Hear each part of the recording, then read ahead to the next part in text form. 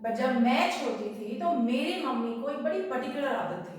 वो हर चीज में कहती थी, अरे ये यहाँ क्यों रख दिया, ये वहां क्यों रख दिया, इसकी अपनी जगह है, इसको यहाँ पर होना चाहिए। तब मुझे ये बात नहीं समझ में आती थी। इनफैक्ट मैं सोचती थी यार मम्मी मेरे पीछे ही पड़ी रहती है हर समय, मुझे नहीं रखनी अपनी जगह पे कोई चीज। लेकिन आज now when I have a business to run and a house to run, तो मुझे ना सडनली वो मम्मी का जो ज्ञान था ना वो मेरे सर पे चमक रहा है। और हो सकता है यही कुछ फ्योल ने भी अपने प्रिंसिपल में देखा हो, महसूस किया हो, तभी उसने एक प्रिंसिपल दे डाला, ऑर्डर का। वेलकम एवरीवन, आज हम आप लोग देख रहे हैं इको वर्ल्ड डिजिटल क्लासेस और obviously you know we are doing business studies series for standard 12। इस समय चल रहा है चैप्टर नंबर 2 फ्योल के प्रिंसिपल्स। तो जैसा कि मैंने कहा कि मेरी मम्मी ऑर्डर के पीछे पड़ी रहती थी और फ्योल ने भी कुछ ऐसा ही कहा। इनफैक्ट फ्योल ने एक चीज कही, there should be a place for everything and everything in its place। हर चीज की एक जगह होनी चाहिए और हर चीज अपनी जगह पर फिक्स्ड होनी चाहिए। उसके हिसाब से लोगों का, चीजों का, man, material, everything should have a fixed place. अब ऐसा क्यों? भाई देखो, तुम्हारी मम्मी भी कोई कम मैनेजर से कुछ कम नहीं होती। Mummy are very good managers because they manage so much, इतना कुछ मैनेज करती हैं। तो जब वो आपको कहती है कि यार हर चीज अपनी जगह पे रखो, व्हाट इज द आइडिया? जब काम कर रहे हैं उस समय उस चीज की जरूरत है और काम में अगर वो चीज ना मिले तो काम डिले हो जाएगा। कुछ ऐसे ही फ्योल ने कहा कि यार अगर समय पे अपनी चीज नहीं मिलेगी, अगर ऑर्डर नहीं होगा, जगह नहीं पता है, सबको नहीं पता कि ये चीज यहाँ पर है, तो ऑब्वियसली काम करने में ऑब्स्ट्रक्शन है, हिंड्रेंस है, रुकावट है और as a result of that productivity impact हो जाएगी। तो फ्योल जी जो थे ना, उन्होंने जो प्रिंसिपल दिया ऑर्डर का, ये वाइडली यूज्ड प्रिंसिपल है। आप देखेंगे कुछ लोग बहुत ऑर्डरली होते हैं, मतलब चीजें अपनी जगह पे रखते हैं, सिस्टमैटिक तरीके से रखते हैं। तो ये भी कोई आश्चर्य वाली बात नहीं है कि वो अपनी चीजें टाइम से उनको मिल भी जाती है और उनकी एफिशिएंसी बहुत ज्यादा ग्रेट होती है। तो this is the first principle that we are going to do today, which is order, जो हमने आज पहला किया फ्यूल का प्रिंसिपल, ऑर्डर का। ठीक है, समझ में आ गया? बहुत सिंपल प्रिंसिपल है। जो लाइन मैंने अंडरलाइन की है, ये लाइन के स्टडीज में बहुत बार रिफ्लेक्ट होती है, 1 मार्कर में भी आती है, इसीलिए इस लाइन को अंडरलाइन किया गया है। इस पे खास ध्यान दीजिएगा। ओके, चलो अब करते हैं सेकंड प्रिंसिपल, इनिशिएटिव। तो इनिशिएटिव समझाने के लिए let me take an example, आपको समझ में आ जाएगा। तो एक वर्कर आता है, या चलिए आप ही आ जाते हैं, आप टीचर के पास जाते हैं, टीचर को एक कंपटीशन में सबको पार्टिसिपेट करवाना है, बट टीचर कह रही है यार कुछ ना मजा नहीं आ रहा, कुछ बढ़िया सा नहीं हो रहा, कुछ अलग सा आइडिया होना चाहिए। तुम्हारे पास बहुत अच्छा आइडिया है, तुम टीचर के पास जाते हो, कहते हो मैम मेरे पास एक आइडिया है। टीचर को तुम 2-3 बार बोलते हो ma'am I have an idea, ma'am I have an idea, और 3-4 बारी भी तुम्हारी बात नहीं सुन रही। फाइनली शी सेज, अरे तुम्हारे पास तो कोई ढंग का आइडिया हो ही नहीं सकता, please keep your mouth shut, कुछ मत बोलो। Now at this point how would you feel? तुम्हें कैसा लगेगा? जहां तक मेरी समझ है तुम्हें अच्छा नहीं लगेगा और अगली बार के लिए तुम कभी अपना आइडिया नहीं दोगे। ठीक इसी तरीके से ऑर्गेनाइजेशन में भी जो लोग काम करते हैं, वर्कर्स हैं, हमारे जैसे लोग हैं, उनके पास किसी प्रॉब्लम से डील करने के आइडिया हो सकते हैं। तो प्रिंसिपल ऑफ इनिशिएटिव, इनिशिएटिव शब्द का मतलब है पहला कदम उठाना, पहला स्टेप उठाना मोटिवेशन के साथ। अब पहली बात है, जो पहला कदम उठाना है ना, यही बड़ा डिफिकल्ट होता है। कई लोग तो डर के मारे, हेजिटेशन में वो कदम ही नहीं उठा पाते।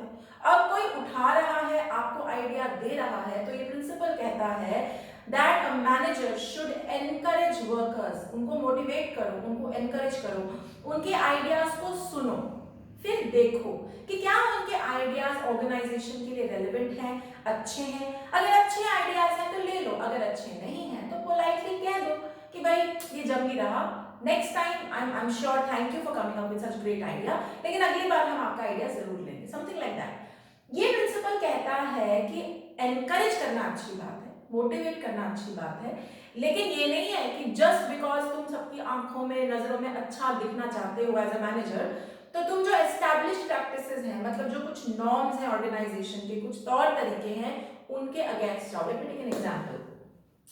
तो मिलिट्री सोचो, एयरक्राफ्ट कॉम्बैट वॉरियर सोचो, जो हमारे एयर वॉरियर्स होते हैं उनके बारे में सोचो। अब तुम्हें ये बात पता होगी कि जो एयर वॉरियर्स होते हैं उनकी विजन 6x6 होती है, वो मानी जाती है कि वो लानी है। ऑब्वियसली उसके पीछे कारण है, उनको इतनी खतरनाक सिचुएशन में प्लेन्स चलाने हैं, तो 6x6 विजन होना जरूरी है। अब तुम कह दो, एक वर्कर कह दे कि यार हम ना 5/6 वाला बंदा भी ले सकते हैं, मेरा आइडिया है, इनिशिएटिव लिया मैंने, मेरा आइडिया है 5/6। अब इस सिचुएशन में अगर तुमने उसका आइडिया एक्सेप्ट कर लिया तो तुमने आर्मी के, एयरफोर्स के सेट नॉर्म, सेट तौर तरीकों को तोड़ दिया जो कि हानिकारक भी हो सकते हैं।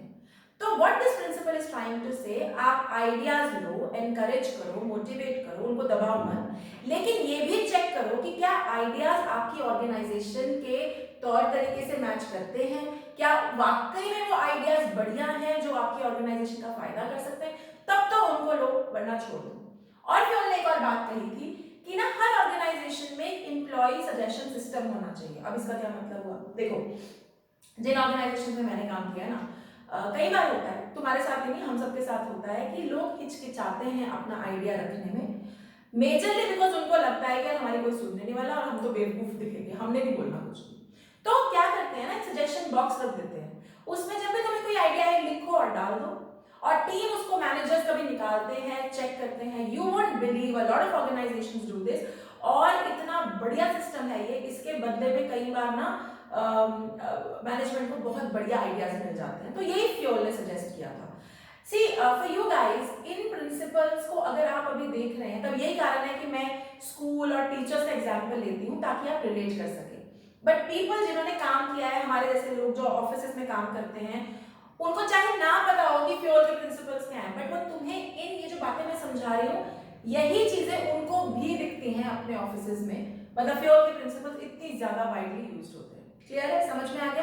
तो इनिशिएटिव का प्रिंसिपल लिखते समय इनिशिएटिव को डिफाइन कीजिए, व्हाट इज इट अबाउट वो लिखिए, और क्या नहीं करना है उसका एग्जांपल भी लिखिए। ठीक है, alright. Third principal, stability of personnel. Personnel मतलब वर्कर, स्टेबिलिटी आप जानते हैं, ठहराव, रोक के रखिए उसे। और स्टेबिलिटी ऑफ पर्सोनल क्या कहता है? स्टेबिलिटी ऑफ पर्सोनल कहता है यार रोज रोज बंदे तुम्हारा ऑफिस छोड़ के चले जाएं, टर्नओवर हो जाए। टर्नओवर का मतलब होता है नौकरी छोड़ के जाना। अगर रोज ही बंदे आपकी नौकरी छोड़ छोड़ के जा रहे हैं तो आप सोचिए आपकी ऑर्गेनाइजेशन का कितना नुकसान हो रहा है। क्यों नुकसान हो रहा है? एक बंदा गया, काम छोड़ के गया बीच में, अब दूसरा बंदा ढूंढने में, उसको ऑनबोर्ड करवाने में, उसकी ट्रेनिंग करवाने में, काम करने में बहुत समय लगेगा, और उतने समय में काम का बहुत नुकसान होगा और साथ ही आपका बहुत खर्चा होगा। तो उससे बढ़िया है आप अपने वर्कर्स का, पर्सोनल का ध्यान रखें। कैसे? ऐसे, सबसे पहले आप जो लोगों को हायर करें, नौकरी दे, वो प्रॉपर रिगरस प्रोसीजर से दे। मतलब मैंने कहा था, पहले भी कहीं कहा था कि मेरे को तो अच्छा लग रहा है इस तरह को नौकरी दे देती हूँ, ऐसा वाला फंडा नहीं होना चाहिए। प्रॉपर प्रोसीजर, सिलेक्शन, इंटरव्यू, सारे स्किल्स चेक करके बंदे को लो, सब कुछ देख परख के, और जब एक बार उसको देख परख के ले लिया, फिर उसको समय दो खुद को प्रूव करने के लिए। यही कारण है कि ऑर्गेनाइजेशंस में 6 महीने का प्रोबेशन पीरियड होता है। I don't know if you heard this term. Probation का मतलब होता है हम आपको 6 महीने दे रहे हैं, हमने आपको बहुत तरीके से सिलेक्ट किया है, आप खुद को इन 6 महीने में प्रूव कीजिए। मोस्टली लोग इन 6 महीने को आराम से सीखने में निकाल देते हैं, और 6 महीने के बाद असली काम या असली आपकी इवैल्यूएशन शुरू होती है। ठीक है ना? तो स्टेबिलिटी ऑफ पर्सोनल कहता है भाई बंदे को सही तरीके से सिलेक्ट करो, फिर उसको खुद को प्रूव करने का मौका दो। उसके सर पे तलवार मत अटकाओ कि अच्छा तूने आज कुछ नहीं किया, तेरे को हम निकाल देंगे, तेरे को हम निकाल देंगे। क्यों? क्योंकि अगर स्टेबिलिटी की फीलिंग नहीं हुई, अगर एक ही जगह पे रहने की फीलिंग नहीं हुई, तो ये बंदा सूनर और लेटर आपकी ऑर्गेनाइजेशन छोड़ के चला जाएगा। क्यों चला जाएगा? किसको पसंद है रोज उसके सर पे तलवार लटक रही है, आज निकाल देंगे, कल निकाल देंगे। अगर जॉब सिक्योरिटी नहीं हुई, जॉब सिक्योरिटी मतलब अगर आपको ये यकीन नहीं है कि आपको यहाँ पे लंबे समय तक रहने देंगे, तो आप उस नौकरी में टिकेंगे नहीं, छोड़ के चले जाएंगे। इसीलिए फ्योल ने कहा select a person after rigorous process. बिल्कुल रिगरस प्रोसेस के बाद सेलेक्ट कीजिए, फिर उसको मौका दीजिए, टाइम दीजिए, उसको फिक्स करिए एक पोजीशन पे ताकि वो खुद को प्रूव कर सके। उसकी फ्रीक्वेंट ट्रांसफर, फ्रीक्वेंट प्रमोशन ना करे। ऐसा क्यों? क्योंकि अगर स्टेबिलिटी नहीं मिली तो बंदा जल्दी आपकी नौकरी छोड़ के चला जाएगा, और वो आपकी ऑर्गेनाइजेशन के लिए कॉस्ट और हर तरीके का नुकसान होगा। क्लियर है? समझ में आ गया? So I am going to quickly run through जो 3 हमने आज प्रिंसिपल्स किए। ऑर्डर मतलब ऑर्डरलीनेस, हर चीज अपनी जगह पर ताकि एफिशिएंसी इंपैक्ट ना हो। इनिशिएटिव, एनकरेज कीजिए, मोटिवेट कीजिए, अच्छे आइडियाज एक्सेप्ट कीजिए। स्टेबिलिटी, प्रॉपर प्रोसीजर से बंदे को सिलेक्ट करो, फिर उसको वहां रहने का मौका दो, उसको बाहर निकालने के बारे में फटाफट ना सोचो, ताकि वो आपकी ऑर्गेनाइजेशन के लिए जो बेस्ट कर सकता है वो करे। ठीक है, I hope you are clear with all these 3 प्रिंसिपल्स। अगर आप लोग मुझे यूट्यूब पे देख रहे हैं, लाइक शेयर एंड सब्सक्राइब करना बिल्कुल मत भूलिएगा। Till then bye bye.